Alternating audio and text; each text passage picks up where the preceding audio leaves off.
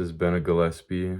This is my self-evaluation to the conversation assignment on February 6th.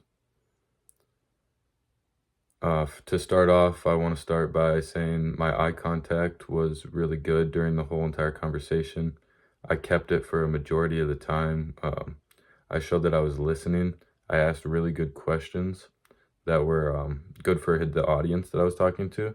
I was talking to one of my friends, and obviously he's going to be interested in school. He's a senior because I'm a senior and I know. So he's going to be interested in school, sports, and those type of things for a senior in high school. So I asked good questions for the audience and challenged him with questions that he might not have thought would come across.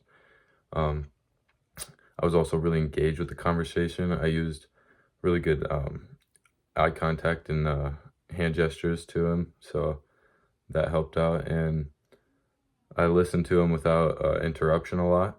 I would sit there and let him explain his points or answers to my questions on things, and I wouldn't interrupt him, and I would let him get his point across or let him finish what he was saying. So it could be a good mutual conversation back and forth, and the dialogue would be there.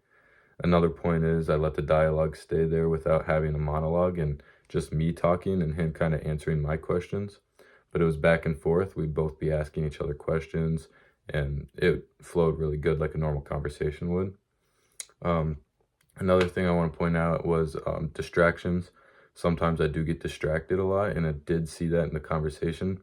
I would rub my neck or try and fidget with something to avoid a question or kind of space out during one-on-one conversations like that.